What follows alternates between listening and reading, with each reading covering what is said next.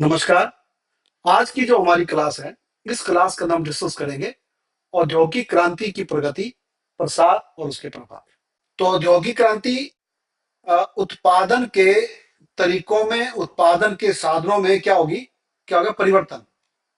और उत्पादन के साधनों में परिवर्तन पहले भी होता है, लेकिन ये जो साधन थे, इन्होंने क्या किया, इसके साधनों में अब मशीन का प्रयोग शुरू हो गया।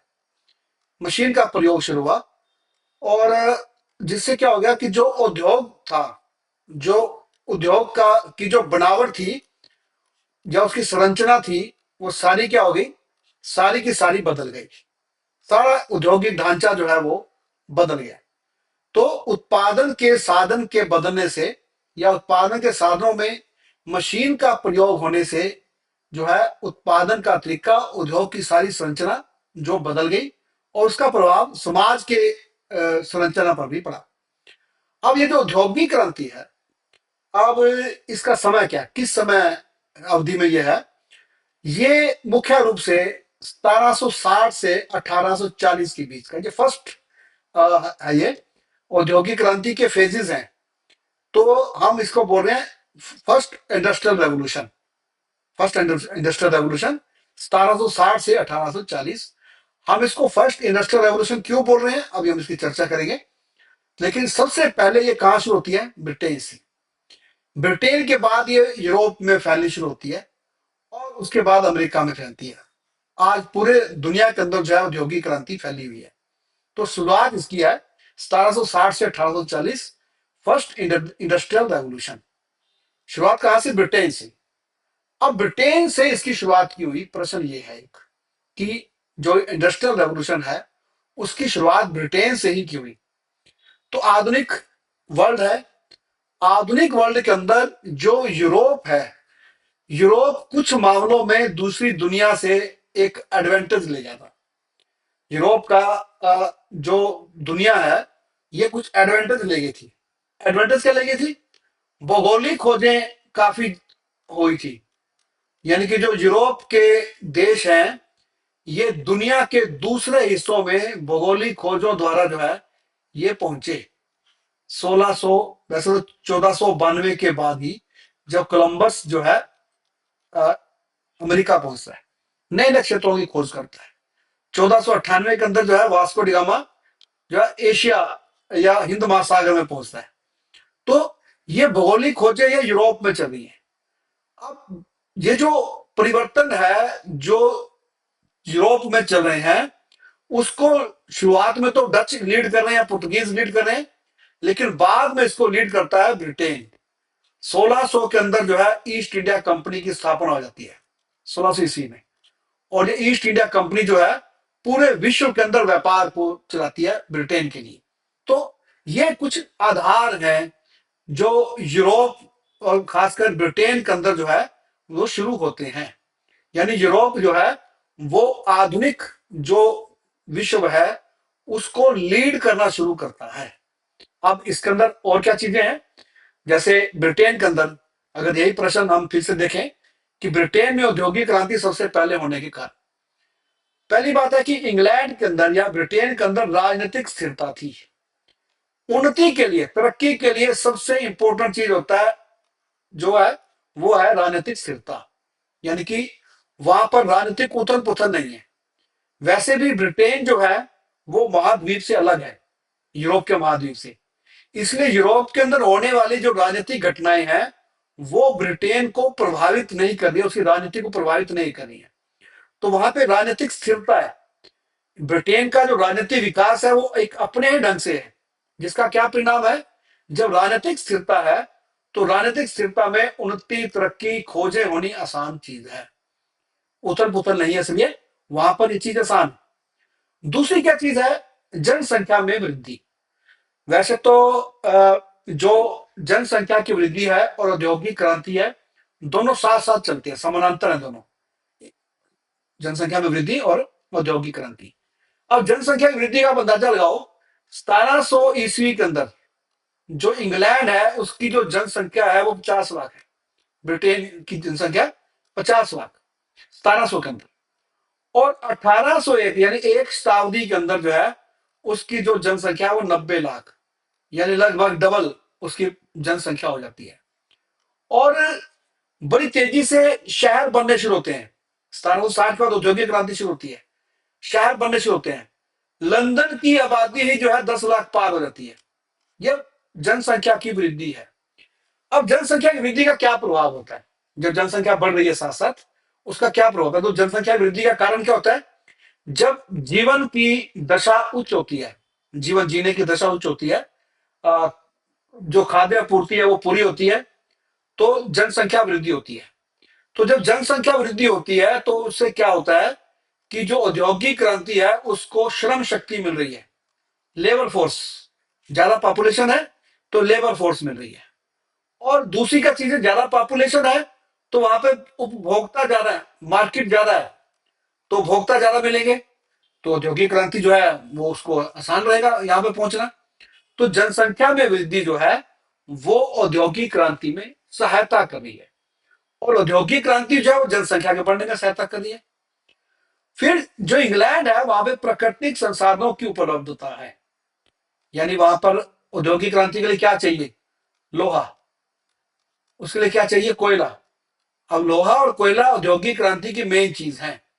जो फर्स्ट इंडस्ट्रियल रेवोल्यूशन है उसके अंदर जो एनर्जी है वो भाप की एनर्जी है, और जो मशीनें बन रही है वो लोहे की बन रही है।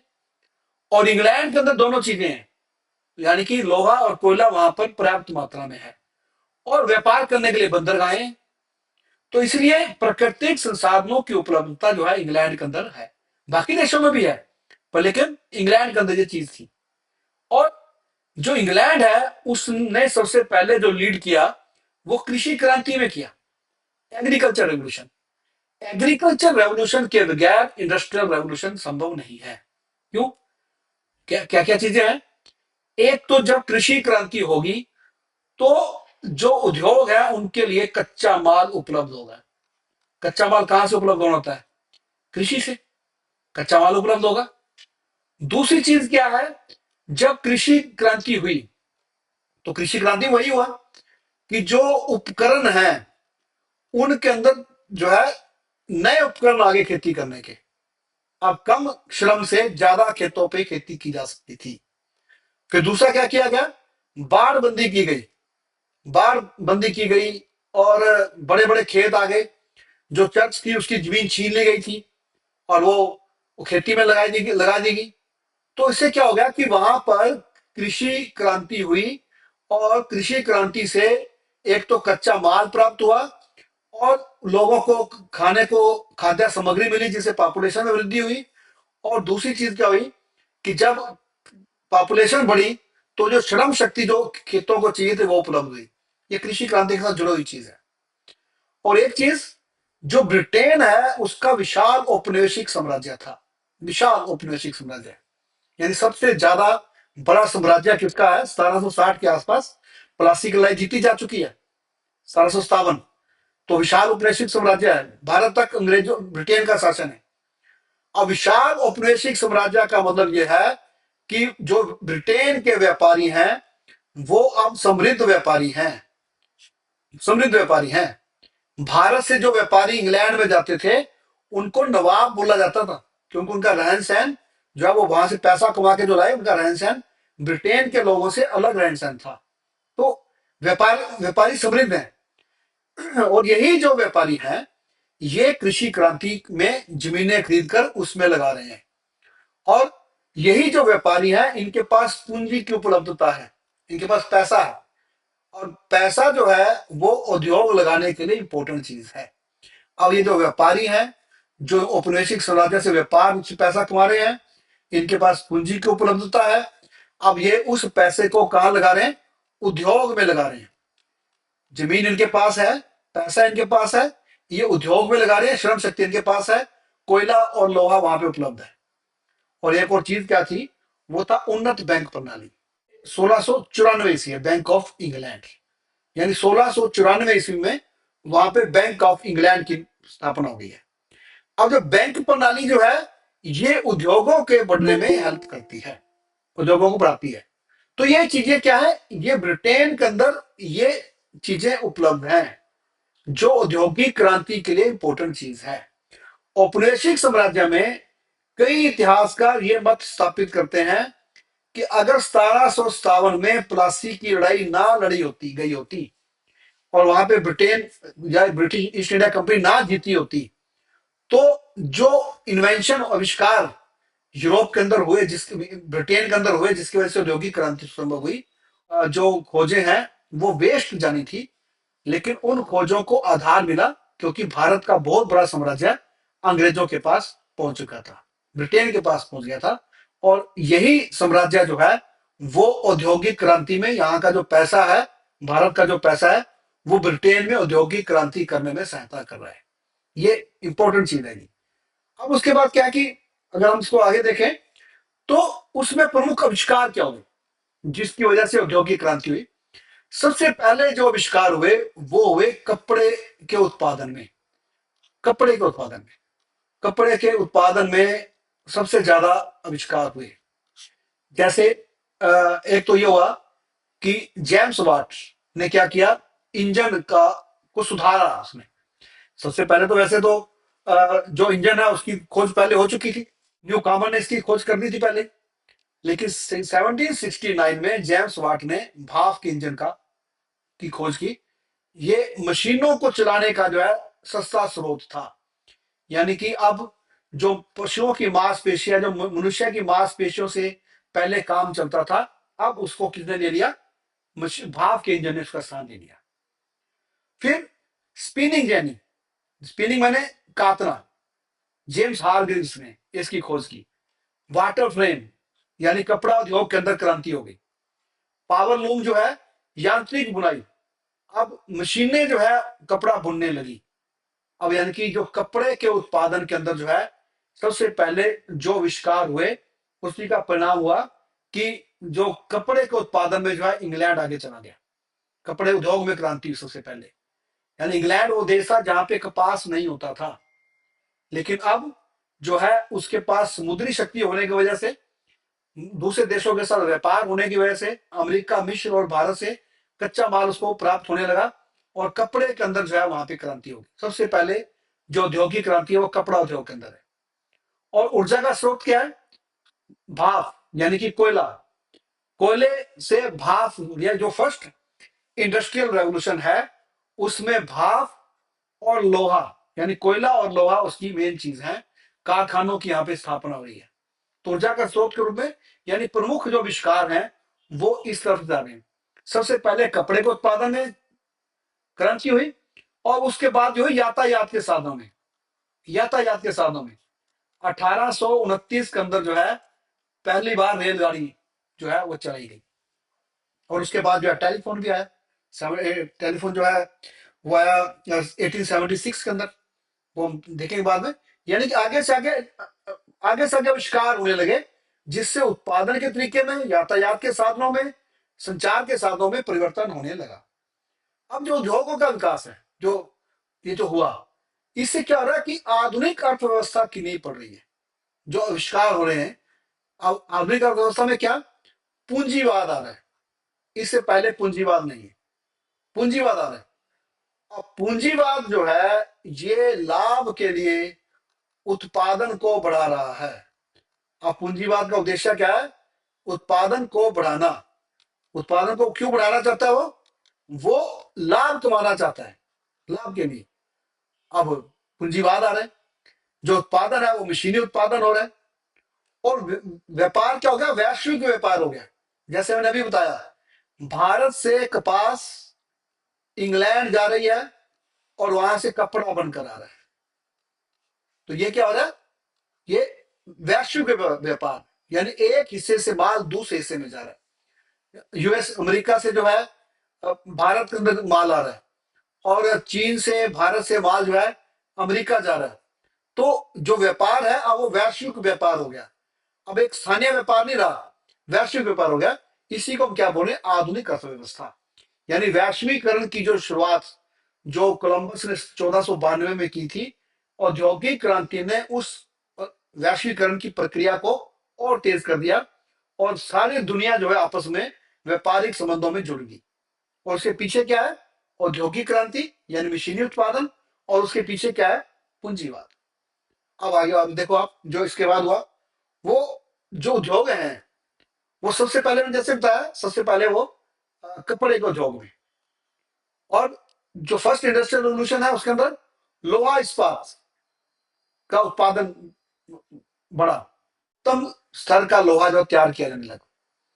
और रेलवे 1825 के अंदर स्टैंटन डार्लिंगटन से ये परिवहन क्रांति हो गई, यानी अब तेजी से उद्योगों का विकास होने लगा।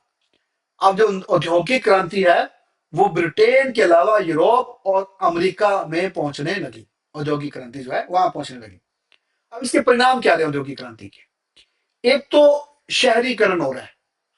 अब ये जो उद्योग हैं, जहां पे ये उद्योग लग रहा है, ये कहाँ लग रहा है, उसके आसपास शहर विकसित होना शुरू हो गया। जैसे मैंने अभी बताया, जो लंदन की पॉपुलेशन है वो 10 लाख क्रॉस कर गई, जबकि इंग्लैंड की खुद की पॉपुलेशन 90 लाख है, और लंदन की जो है 10 लाख क्रॉस कर गई। तो ये नई चीज हो रही है, शहरीकरण हो रहा है। जो आधुनिक विश्व है वो ग्रामीण अर्थव्यवस्था के स्थान पर अब अर्थव्यवस्था का केंद्र कहां ले जा रहे हैं, शहरों में ले जा रहे हैं। और शहरों के अंदर जो है उद्योग लग रहे हैं, वहां पे श्रमिक वर्ग आ रहा है वहां पे शहरों के अंदर। और श्रमिक वर्ग जो है ये दो वर्ग, यानी कि एक तो पूंजीपति वर्ग, पूंजीवाद में दो वर्ग नहीं है, एक तो पूंजीपति और दूसरा श्रमिक वर्ग। अब ये श्रमिक वर्ग कहाँ है, दोनों कहाँ है, शहर के अंदर है। 1848 की जब हम क्रांति की बात करेंगे, 1848 की क्रांति जब यूरोप के अंदर है, और ये वही साल है जब कार्ल मार्क्स कम्युनिस्ट मैनिफेस्टो लिख रहा है। तो 1848 की जो क्रांति है वो श्रमिक वर्ग शहरों के अंदर क्रांति है। ये मैटरनी को भागना पड़ा उसकी वजह से। तो ये क्या हो रहा है, ये प्रभाव आ रहे हैं उसके, सामाजिक प्रभाव आ रहे हैं। सामाजिक प्रभाव में क्या है कि जो मध्यकालीन विचार थे, जो मध्यकाल के पुरातन विचार थे, या उस समय का जो समाज था मध्यकालीन समाज, अब वो तेजी से बदलकर क्या होने लग गया, वो तेजी से बदलकर आधुनिक होने लग गया, मॉडर्न समाज की ओर बढ़ने लगे तेजी से।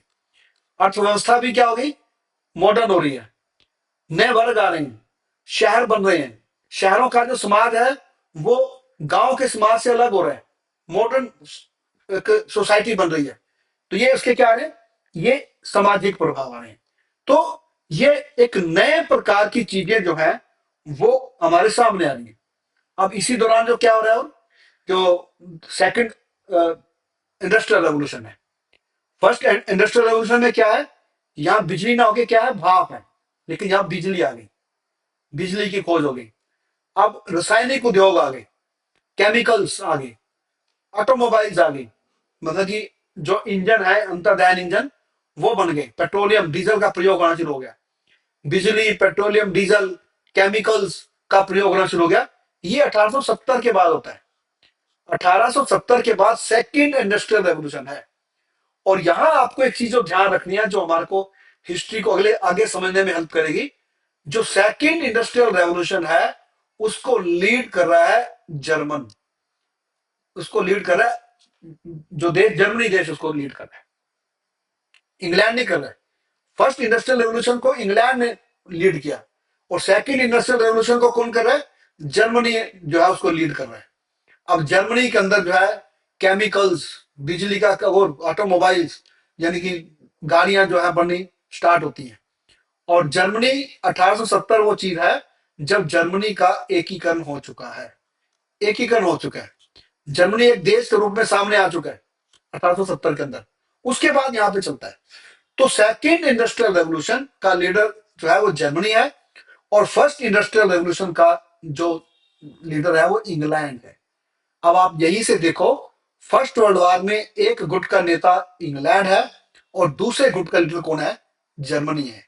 ये कारण है, औद्योगिक क्रांति जो है फर्स्ट वर्ल्ड वॉर का बहुत बड़ा कारण है। अभी हम इसको देखेंगे। तो क्या हो रहा है कि जो औद्योगिक क्रांति है वो विश्व की अर्थव्यवस्था को, विश्व के राजनीतिक व्यवस्था को वो क्या कर रही है, वो प्रभावित कर रही है, उसको चेंज कर रही है इंडस्ट्रियल रेवोल्यूशन। अब उसके जो है वैश्विक प्रभाव है, क्योंकि वैश्विक बाजार पैदा हुआ है, औपनिवेश जो है वो दूसरे देशों में है। तो अब इसका क्या प्रभाव आ रहा है, अब इसका प्रभाव आ रहा है कि जो उपनिवेश है वो क्या बन गए, वो कच्चा माल की मंडी तैयार बन गई। जैसे भारत के संदर्भ में, आप भारत का जो फर्स्ट वर्ल्ड वार, जो आप पिछले चैप्टर में पढ़ के आए हो, नेशनल मूवमेंट, उसके अंदर क्या है, भारत क्या है, इंग्लैंड के कच्चा माल की मंडी है। और तैयार माल का क्या है, ये बाजार, तैयार माल का बाजार है भारत। यानी भारत के अंदर से यहां से कपास जारी है और कपड़ा बनकर आ रहा है। तो ये क्या हो रहा है, अब उपनिवेश जो है जो जहां पे इंडस्ट्रियल रेवोल्यूशन नहीं हुआ वो बन गए उपनिवेश, और जहां पे इंडस्ट्रियल रेवोल्यूशन हो गया वो बन गए साम्राज्यवादी देश, जैसे इंग्लैंड, फ्रांस, अमेरिका और बाद में जर्मनी भी, वो साम्राज्यवादी देश बन रहे हैं। यानी कि जो औद्योगिक क्रांति है वो किसको बढ़ावा दे रही है, साम्राज्यवाद को बढ़ावा दे रही है। वैसे भी एक चीज है, जो पूंजीवाद है, औद्योगिक क्रांति के बाद क्या आता है, पूंजीवाद आता है। पूंजीवाद जो है उसी का ही अगला जो चरण है या उसकी जो अगली मंजिल है वही है साम्राज्यवाद। और साम्राज्यवाद क्या चीज है, हमारा चैप्टर है इस सिलेबस के अंदर, अफ्रीका के अंदर साम्राज्यवाद का प्रसार। साम्राज्यवाद क्या चाहता है, यानी साम्राज्यवाद का क्या मतलब है, अधिक से अधिक देशों पर अपना कब्जा करना। किस लिए, कच्चे माल के लिए, कच्चा माल प्राप्त करने के लिए दूसरे देश पर कब्जा करना। और किस लिए, वहां पर अपना तैयार माल बेचना। यानी साम्राज्यवाद एक किस्म से क्या है, ये एक किस्म से व्यापारिक या पूंजीवादी एकाधिकार है। एकाधिकार, एकाधिकार का मतलब एक ही देश का अधिकार, जैसे भारत के ऊपर इंग्लैंड का अधिकार, एक ही देश का अधिकार। तो वो क्या है, उसी देश का जो वहां के जो कच्चे माल है, वहां के जो प्राकृतिक संसाधन है, वहां यहाँ का जो बाजार है, वो सिर्फ एक ही देश के कंट्रोल में रहेगा। ये पूंजीवाद के परिणाम स्वरूप आया साम्राज्यवाद। तो ये क्या हो गया, इसका वैश्विक प्रभाव हो रहा है, दुनिया पर इसका प्रभाव पड़ रहा है कि दुनिया जो है अब साम्राज्यवाद की ओर बढ़ना शुरू होती है। और इसी प्रक्रिया में 1870 के बाद हम आगे जब देखेंगे, 1870 ईस्वी के बाद जो है वो यूरोप दो गुटों में बंटना शुरू हो जाता है। एक का लीडर जो है जर्मनी है और दूसरे का लीडर जो है वो इंग्लैंड है। दो गुट बनते शुरू हो जाते हैं। अब दोनों की लड़ाई क्या है, इस व्यापारिक एकाधिकार के लिए। क्यों, क्योंकि औद्योगिक क्रांति को कच्चा माल चाहिए और औद्योगिक क्रांति को तैयार माल बेचने के लिए बाजार चाहिए। और ये दोनों क्यों चाहिए, दोनों जो है लाभ के लिए, पूंजीवाद लाभ के बगैर नहीं रह सकता, उसको लाभ चाहिए। अब लाभ कहां से आएगा, जब वो दूसरे देशों पर कब्जा करेगा, उसकी मार्केट के ऊपर कब्जा करेगा। और मार्केट के ऊपर कब्जा करने का तरीका क्या है, साम्राज्यवाद। तो क्या हो गया कि जो औद्योगिक क्रांति है वो पूरी तरह से आधुनिक विश्व को बना रही है। वो मध्यकालीन जो स्ट्रक्चर है उनको तोड़ रही है, उनको बिल्कुल तोड़ के उसको तहस नहस करके और नया समाज बना रही है, नया विश्व बना रही है, जिसको हम आधुनिक विश्व कह रहे हैं। और उस विश्व के अंदर जो अर्थव्यवस्था है वो पूंजीवादी अर्थव्यवस्था है। मध्यकाल की अर्थव्यवस्था क्या है, समाजवाद, सामंतवादी अर्थव्यवस्था है। मध्यकाल की अर्थव्यवस्था सामंतवादी, और आधुनिक काल की अर्थव्यवस्था क्या है, पूंजीवादी। और दूसरी चीज क्या है, जो मध्यकाल है, जब वहां पे सामंत है तो राजतंत्र की बात है वहां पर। लेकिन यहां पर क्या है, राजतंत्र नहीं है। जो पूंजीवाद है वो कुछ लोकतंत्र की बात करता है, डेमोक्रेसी की बात करता है। जहां जहां पूंजीवाद आएगा वहां पे लोकतंत्र आएगा। हम यही देखेंगे कि जो ईस्टर्न यूरोप है, यूरोप का जो ईस्टर्न इलाका है, जहां पर औद्योगिक क्रांति नहीं हुई, मैटरनिक का इलाका, रूस का इलाका, तुर्की का इलाका, जहां पे औद्योगिक क्रांति नहीं हुई, जहां पे पूंजीवाद नहीं आया, वो पिछड़े इलाकों में या मध्यकालीन सिस्टम के साथ रहेंगे। लेकिन जहां पे पूंजीवाद आ गया, वो जो है वो नए सिस्टम के साथ रहेंगे, लोकतंत्र की ओर बढ़ने की कोशिश करेंगे। तो ये थे पूंजी औद्योगिक क्रांति और जो है उसके जो प्रभाव पड़े विश्व के ऊपर, देश के ऊपर, उसकी चर्चा। तो आपका बहुत बहुत शुक्रिया। आप चैनल के साथ बने रहें, वीडियो को लाइक भी करें और कमेंट भी लिखें।